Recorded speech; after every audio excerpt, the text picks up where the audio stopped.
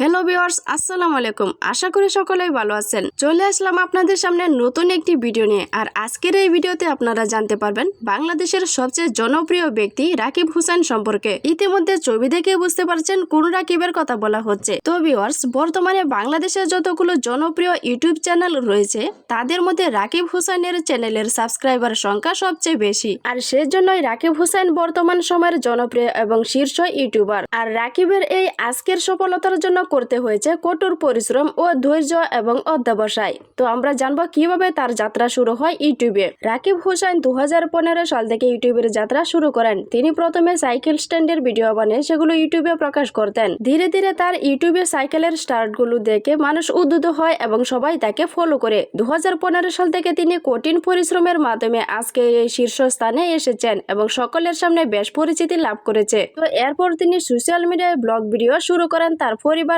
এবং কিছু আত্মীয় স্বজন নিয়ে। তার ব্লগিং ভিডিওগুলো ভাইরাল হতে থাকলে তিনি টিম তৈরি করে কাজ শুরু করেন এবং সফলতা অর্জন করেন অনেকটাই। যদিও মাঝখানে তাদের টিমে দ্বন্দ্ব লেগে যায়, কিন্তু তারপরেও রাকিব হাল ছাড়েনি। তিনি একাই তখন কাজ সেরে যান। তবে হ্যাঁ বন্ধুরা, রাকিবের পরিশ্রমের সময় তার পাশে ছিল তার বোন ঋতু ও তার স্ত্রী অন্তরা চৌধুরী। অন্তরা আগে নাটকে অভিনয় করত। রাকিবের জীবনে আসার পর থেকে সে অভিনয় জগৎ ছেড়ে দেয়।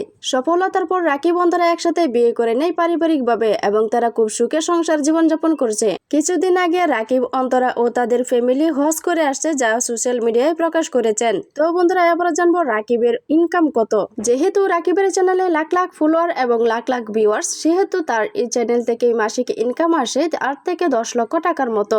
এছাড়াও অফলাইনে রাকিবের দুটি বড় বিজনেস রয়েছে। এক সময় রাকিব সাধারণ জীবনযাপন করলেও বর্তমানে তিনি উন্নত লাইফস্টাইল উপভোগ করছেন। তার কঠোর পরিশ্রমের ফলে আজ তিনি লাখ লাখ টাকার মালিক এবং বাড়ি গাড়ির মালিক। নেই কোনো সুখের অভাব। আসলেই বন্ধুরা, রাকিব হোসেনের জীবন থেকে আমাদের কঠোর পরিশ্রম করে কিভাবে সফল হওয়া যায় তা অনেক কিছু শেখার আছে। তো বন্ধুরা, রাকিব হোসেনকে আপনার কিরকম লাগে বা তার কোনো ভুল আপনার কাছে ধরা আছে কিনা সেটা কমেন্টে জানাবেন। সবাই ভালো থাকবেন, সুস্থ থাকবেন। আল্লাহ হাফেজ।